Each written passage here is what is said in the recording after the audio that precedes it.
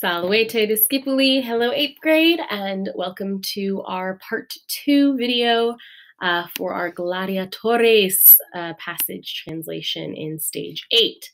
So remember we left off here. We're going to scroll over this way. There we go.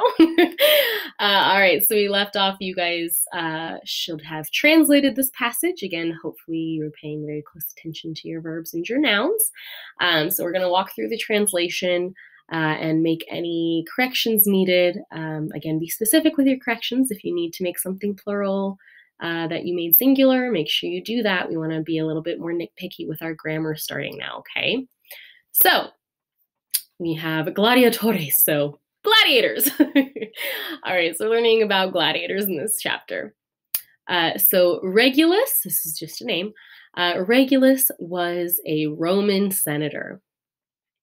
Habitabat, he lived, or he was living technically, because it's an imperfect, he was living in a magnificent house. The house was near Nuceria. We've got one of our prepositions here, prope, near.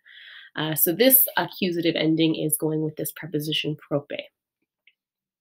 Nucerini, so the people of Nuceria, or the Nucerians, and the Pompeians were enemies.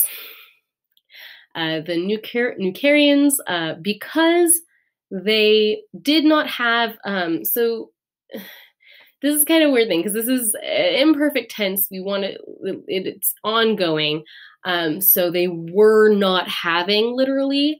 But in this case, you can translate it as sort of more they did not have, because the having, and same thing here with the living, it already implies that it was more of an ongoing action. So you can translate this as because they did not have an amphitheater, often they were coming, or they came to the amphitheater, the Pompeian amphitheater.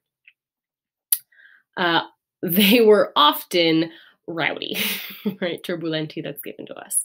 They were often rowdy or disorderly.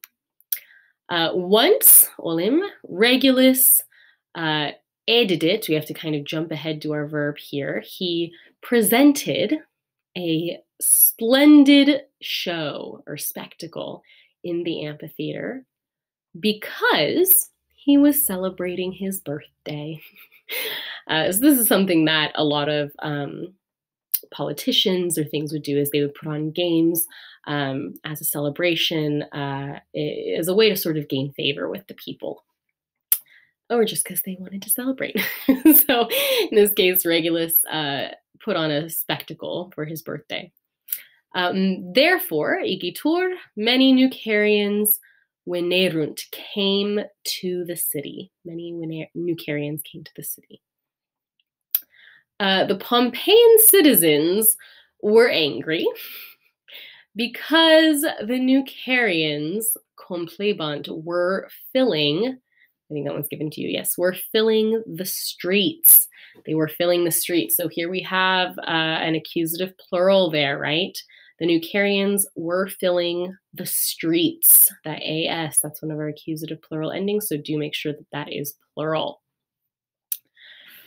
Omnes tamen, so everyone, nevertheless, everyone, or however, everyone hurried to the forum, ubi nuntii stabant, where the messengers, or where messengers were standing. So nuntii is plural, so where messengers were standing. The messengers announced, or were announcing, a fantastic, or the best, the greatest spectacle, the greatest show. Gladiators are here. And again, this is plural. Gladiators are here. 20 gladiators are fighting today. This is a present tense. Retiari are here. So the net fighters are here. The Myrmilones are here. The heavily armed gladiators are here. The beast fighters, agitant, are chasing ferocious beasts. Or hunting, maybe, might be better. The beast fighters are hunting or chasing ferocious beasts or fierce beasts. The Pompeians, after they heard the messengers, another accusative plural ending here, they hurried, the Pompeians hurried, quam celerime, as quickly as possible to the amphitheater. So we're starting to have to jump around quite a bit in our sentences.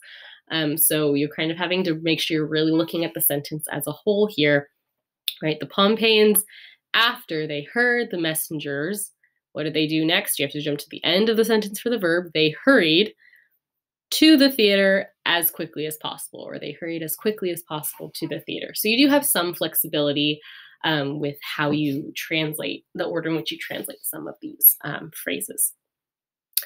The Nucarians also hurried to the theater, except they hurried using a different verb because we have 5 of them that mean to move quickly. So the Nucarians also hurried to the theater, the amphitheater. Everyone, right, was shouting loudly or violently, probably loudly more than violently in this sense. Everyone was shouting loudly.